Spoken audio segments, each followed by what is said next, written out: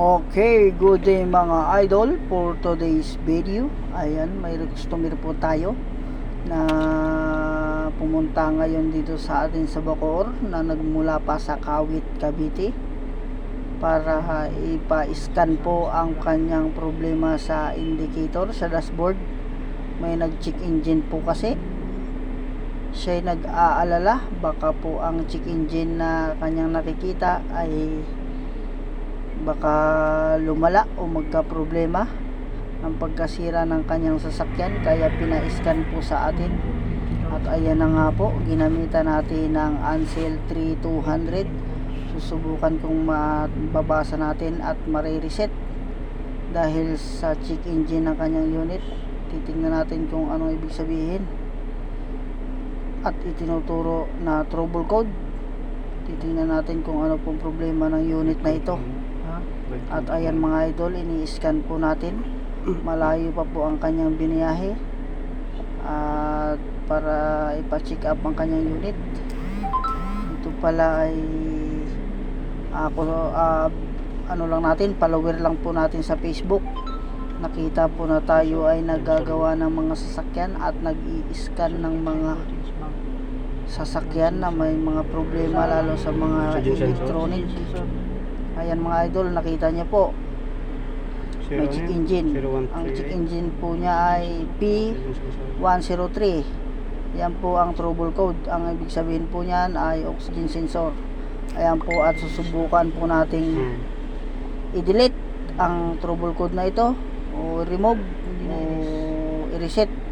Tingnan natin kung active. Pag nabura po ito, ang trouble code na ito, mawala ang check engine, ay hindi po active ang sensor ng oxygen sensor, ay hindi po sira.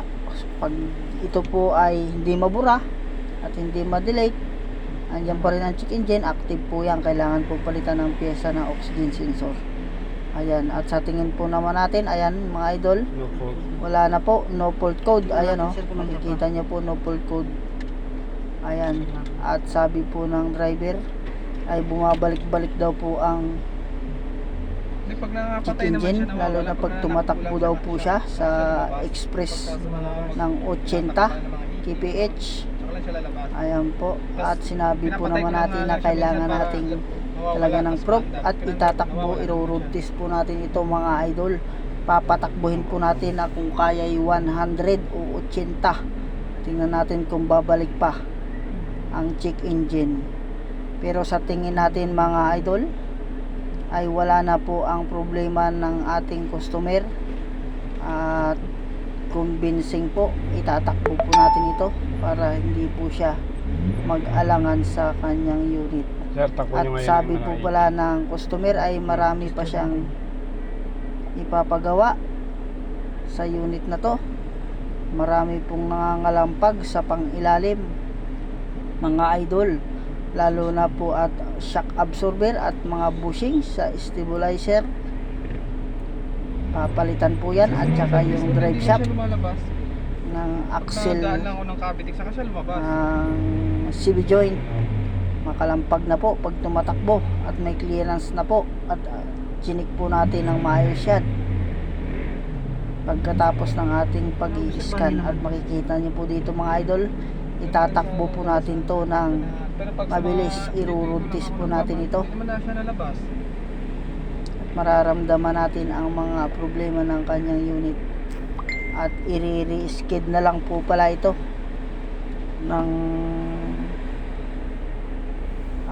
repair sa mga sira ng iba niyang pyesa. At ito na nga mga idol, na-delete po natin yan. Subalit i-road test pa natin. Papatakbo natin sa kanya ng mabilis-bilis mga idol. Ayan, tinicheck ulit natin, baka bumalik nga,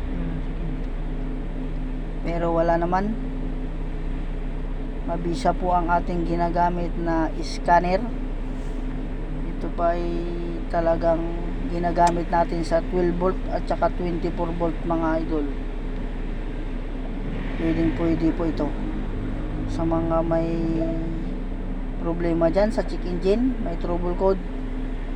Ayan po, mag-message lang po kayo mga sir, ma'am, para ating ma-scan ang inyong mga unit kahit saan po kayong lupalop ng mundo, kung saang bansa.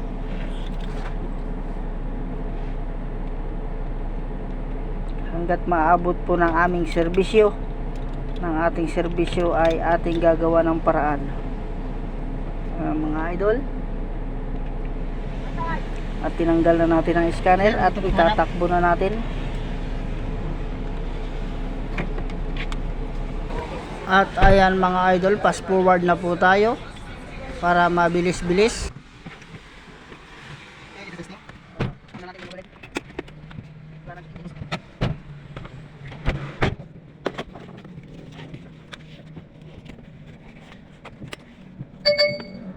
Saan sir? Straight mo sir. Lagot ako. Hindi gusto mo ba ito? Saan na dyan? Sa munting ano? Sa shop.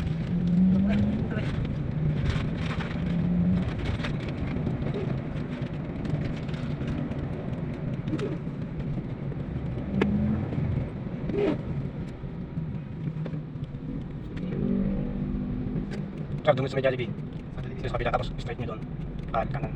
Tanong ko, patakbo yung isang daan. Saan yun sir? Doon pa sa kabila sir. Akali, kanan tayo. Hindi pa po dyan. Isa pang stoplight.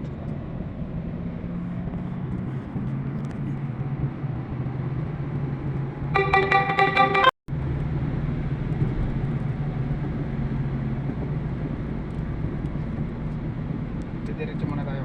Diretso pa sir. Diretso na yan, Isa sir. pa. Saan ka umuwi, sir? Diyan sa Kawit, sir? Kawit. Galing ka pa doon yan? Oo. Kanina ka pa ano? May pinuntahan ako.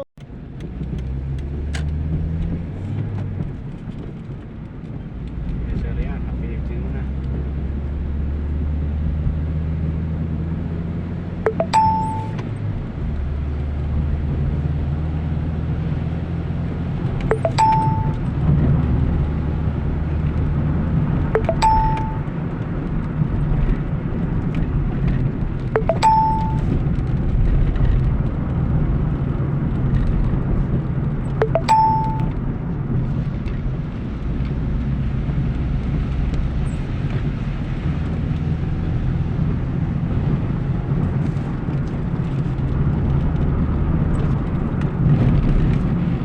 Tumigil ata. Kailangan mapalitan na yung mga anak. Oo. Hindi pantay laro ng siya. Oo nga. Ang ilalim. Pati yung ano dyan, sir, sa ano, yung sa likod ng shock sa likod, kailangan ko palitin, tagas na eh. Yung isa lang naman, Hindi pantay ang laro. Oo. Na ganun. yung isa lang, oo. Palitin na rin kasi tagas na yung isa eh. Diretso pa? Diretso pa sir.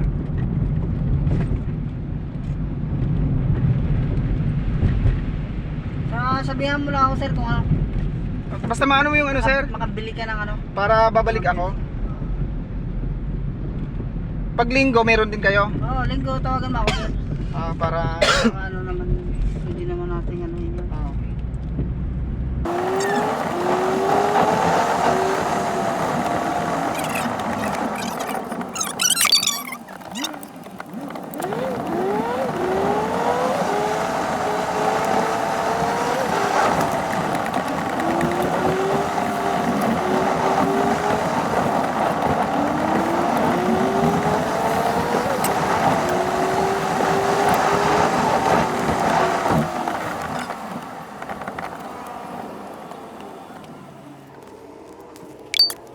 Ayan na, wala ng check engine. Kanina po meron. Delete na, tinakbo na natin, road test. 18 na pang takbo. 80. At ayan mga idol, check up na lang tayo para sa iba pang mga sira ng kanyang mga unit at i-schedule natin sa araw ng linggo. Ngayong linggo po ay babalik ulit ang customer para ipagawa ang kanyang CB joint ay makalampag ang axle, drive shaft. Papalitan natin at saka gibrasahan natin at saka yung shock absorber sa likod sa kaliwang bahagi papalitan po natin. Ayan po, free check up po sa atin, wala pong bayad ang check up.